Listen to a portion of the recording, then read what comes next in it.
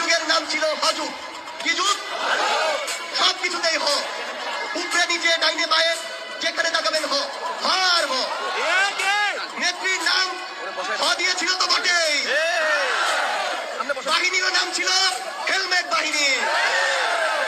তাদের হাতে হাতুড়ি, হাতুড়ি না থাকলে হকি স্টিক। ভয়ের বাইরে এরা যায় নাই। হ ভাই আসলেই যায় নাই।